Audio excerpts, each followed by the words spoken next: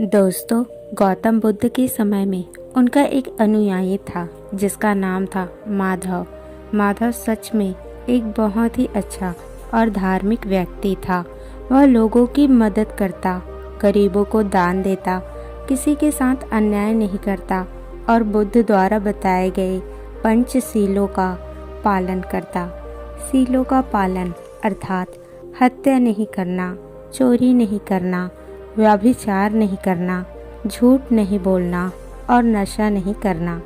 इसके साथ ही वे बुद्ध द्वारा बताए गए ध्यान और साधना का अभ्यास भी करता। वह हर पूर्णिमा और अमावस्या को बौद्ध आश्रम में होने वाले उपवासों में हिस्सा और पूरी रात बुद्ध की प्रवचन सुनता। ऐसे ही एक अमावस्या के दिन उसने उपवास किया और रात को बुद्ध के प्रवचन सुनने लगा। घोर सवेरे जब बुद्ध के प्रवचन समाप्त हुए तो आश्रम से निकलकर वह पास के तालाब में नहाने के लिए चला गया। उसी रात गांव में चोर एक घर में चोरी करने घुसे हुए थे। जब वह चोरी करके भाग रहे थे तो गलती से एक चोर का पैर बर्तन से टकरा गया और बर्तनों के आवाज से घर के लोग जाग गए। चारों तरफ हाहाकार मच गया कि गांव में चोर घुसे हैं। मोहल्ले भर के लोगों ने चोर का पीछा करना शुरू कर दिया। कुछ देर तक तो चोर गहने जेवरात की पोटली लेकर भागते रहे, लेकिन जब उन्हें महसूस हो गया कि बचना संभव नहीं है, पकड़े जाएंगे, तो तालाब के पास से जाते हुए चोरों ने सारे गहने जेवरात माधव के कपड़े के पास फेंक दिए और वहां से भाग गए। जब लोग वहां पहुंचे तो उन्होंने देखा कि चोरी का सारा सामान तो इस व्यक्ति के कपड़े के पास पड़ा हुआ है। सभी लोगों ने माधव को चोर समझ लिया और तालाब से बाहर निकालकर उसे मारना शुरू कर दिया।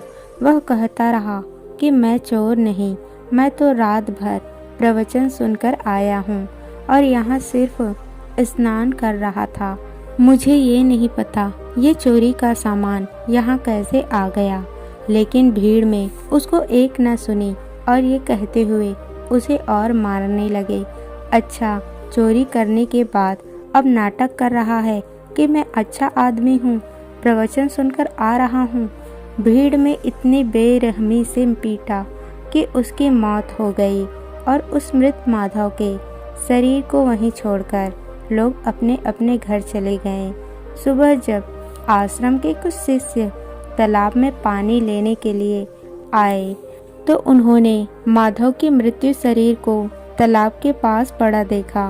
पूछने पर पता चला कि चोरी के आरोप में लोगों ने माधव को पीट पीट कर मार दिया।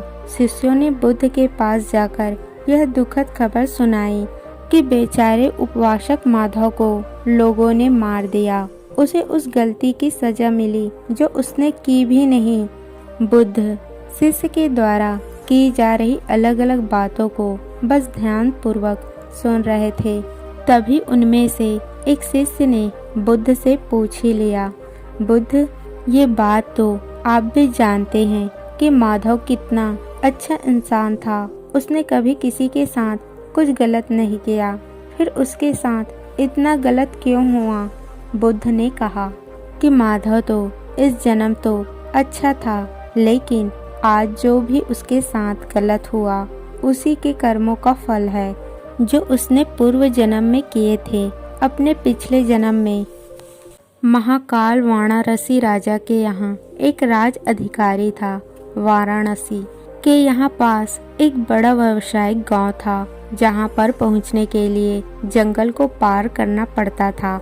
लेकिन उस जंगल में कुछ लुटेरे रहते थे जो कि वहां से गुजरने वाले राहगीरों को और छोटे व्यापारियों के सामानों को चोरी किया करते थे। व्यापारियों ने वाराणसी के राजा से अपनी रक्षा की गुहार लगाई तो वाराणसी के राजा ने अपने उस राज अधिकारी को कुछ सैनिकों के साथ व्यापारियों से कुछ धन लेकर उन्हें जंगल पार करने के काम पर नियुक्त कर दिया। राज अधिकारी माधव ने अपने काम को पूरी ईमानदारी से कर रहा था। वह लोगों से कुछ धन लेता, अपने सैनिक भेजकर उन्हें सुरक्षित जंगल पार करवा देता। एक शाम पति पत्नी एक जोड़ा अपनी छोटी सी बैलगाड़ी में बैठकर राज अधिकारी के पास आता है और धन के बदले उन्हें सुरक्षित जंगल पार करवाने के लिए कहता है। लेकिन राज अधिकारी उन्हें यह कहते हुए मना कर देता है कि अभी जल्दी ही रात होने वाली है, इसलिए वो उनकी और सैनिकों की जान खतरे में नहीं डाल सकता। उन्हें जंगल पार करने के लिए सुबह तक इंतजार करना पड़ेगा।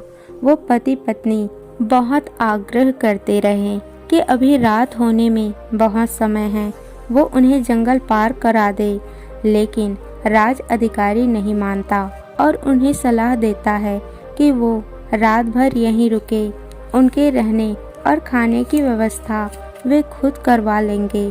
पति पत्नी को मजबूरन उस राज अधिकारी की बात माननी पड़ी। असल में उस राहगीर की पत्नी बहुत सुंदर थी, जिसे देखकर राज अधिकारी उस पर मोहित हो गया था।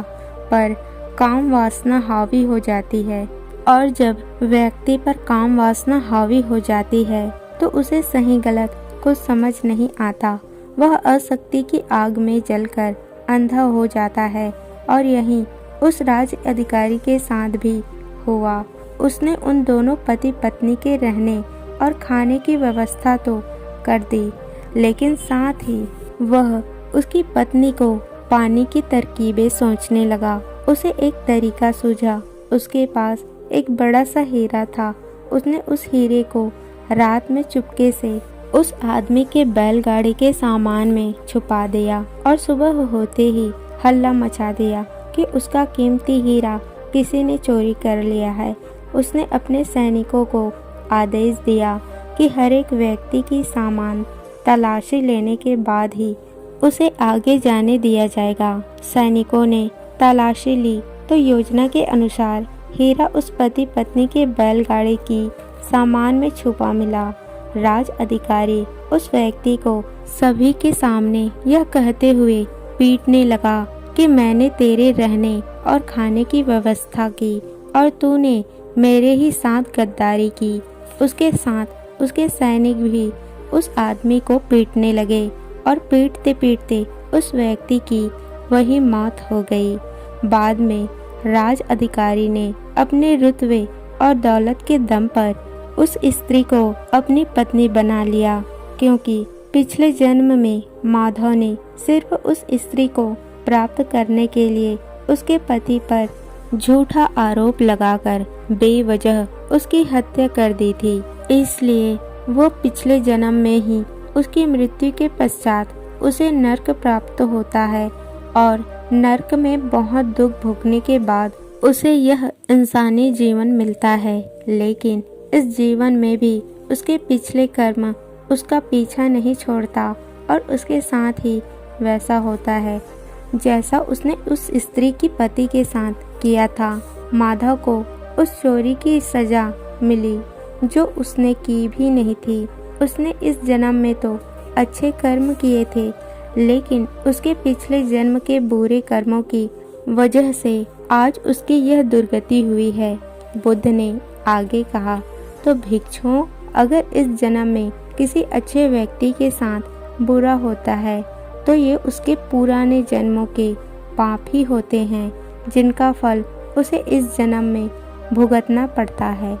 इसलिए मैं तुमसे कहता हूँ कि तुम अपने आज के कर्म को सुधारो, ताकि तुम्हारे आने वाले कर्म भी सुधर जाएं।